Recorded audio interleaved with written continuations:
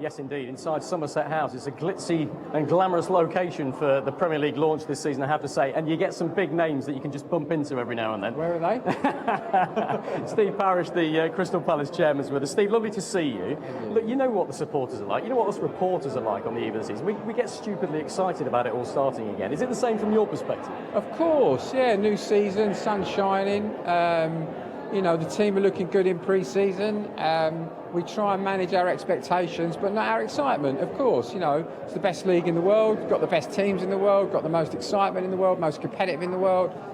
So, of course, yeah, we're looking forward to it. Your team ended last season incredibly strongly, which has made everybody particularly excited, but full of expectation for the season to come. You know how that works. Yeah. I don't want to make you a hostage to fortune, but what's the target? What can Palace realistically achieve this season, do you think? Well, look, we've only ever finished 10th. Obviously, we'd love to finish above 10th, but we're not. You know, we'd love to get this team into Europe if we could. But let's be realistic. Every game, you know, is so difficult to win points, and everybody's strengthened their squad. Everybody's improved, and so the most important thing I think is just to get a good start. You know, look at the season in chunks rather than trying to, you know, make sort of massive predictions about where you're going to end up. Let's get out of the traps well, have a really solid start, and see if we can't build on that. As you know, lose 3 games and you're looking down. Win 3 games and you're looking up.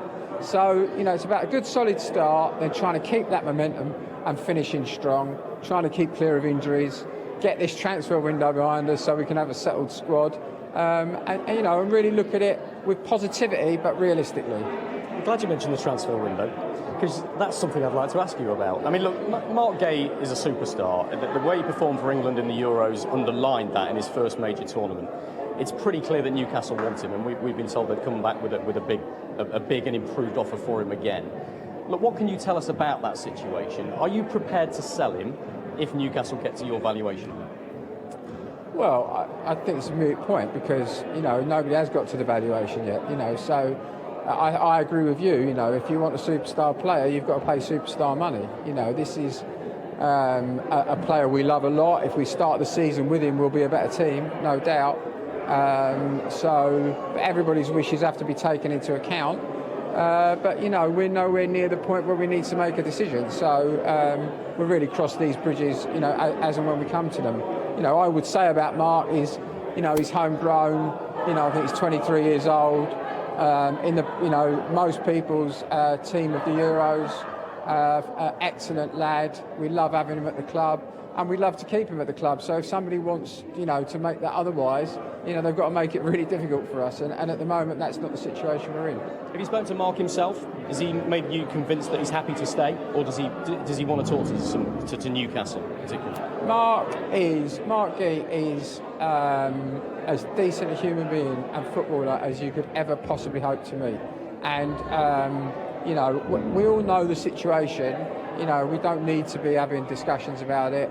Marc is absolutely loyal to Crystal Palace. Marc wants to progress his career. Of course he does. And if the right opportunity is there and it's right for us, I think it's something that he might be interested in, you know, but he's certainly not putting any pressure on the club whatsoever. I just spoke to your manager, and he said he's really happy with the squad that he's got. I said, look, has Steve Parish given you a few more quid to spend on transfers from him? He said, the truth is, we might want a new left wing back, possibly, to offer a bit more cover for Tyrick Mitchell, but beyond that, he's happy so long as you can keep the players that you've got. And it's a huge compliment to you and your football club of the players that you've recruited and the players that you've brought through your own academy. The other clubs are interesting. I look at Eze, I look at Mateta, I look at Anderson, I look at Mitchell on top of Guehi, and of course you've sold Elise this summer as well. Yeah. It is a clear compliment about the way Crystal Palace work, but it also puts a target on the back of you, doesn't it? Because other clubs want to come and get these players. You know, what's the alternative? You know, I mean, look, you know me. I run a fantastic team of people. Dougie, his team. You know, our club lawyer, you know, all the people, all of us that get involved in transfers and recruitment and trying to make sure we make, you know, more right decisions than wrong decisions. The way of the world for a club like us is we have to keep making them.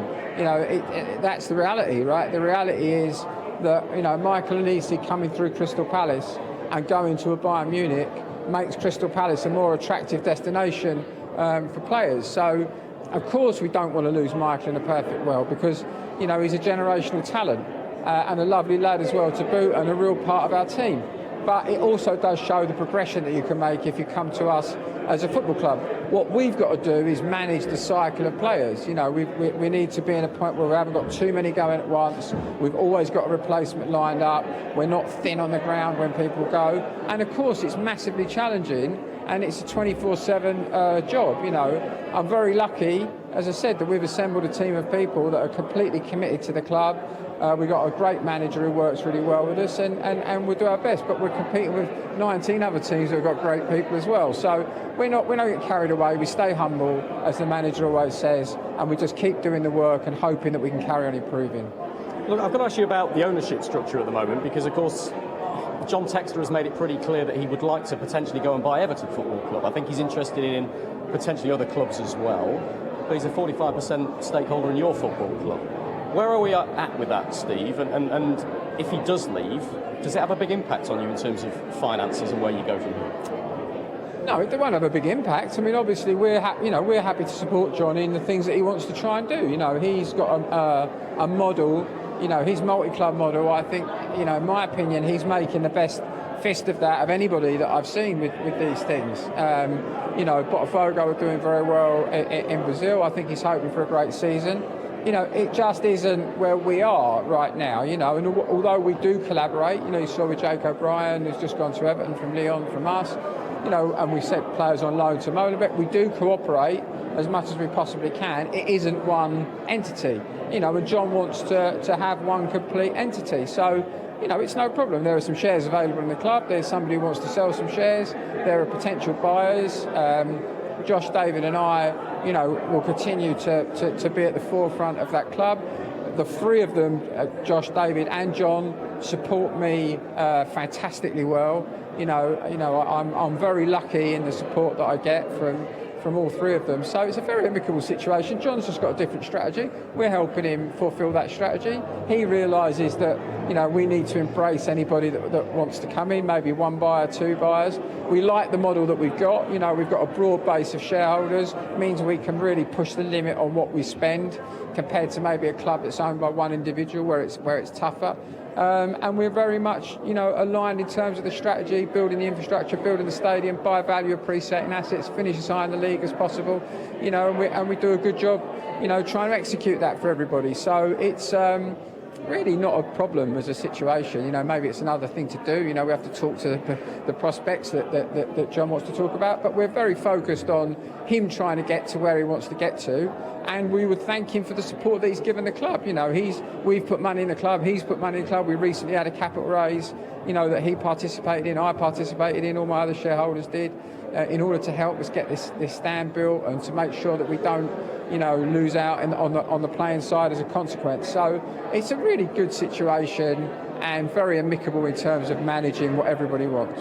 So crucially, the message to Crystal Palace fans is, if John Textor does leave your football club, there's no financial risk to your club going forward? No, none at all. I mean, if John leaves, somebody will come in and will buy those shares, one person, two people, a consortium, and they will be bound by the terms of the shareholders agreement. I mean, you've got to remember that, you know, Josh, David and I, you know, and our group own 55% of the club, right? So, you know, there really is genuinely no risk. In fact, it may provide an opportunity. Obviously, we lose out slightly because John's got other clubs that we can leverage some knowledge and things like that. So it won't be you know, we'll be sorry to see him go, you know, because he's definitely supported the club financially along with the rest of us, and we won't bring anybody in who won't do that. So it's all fine.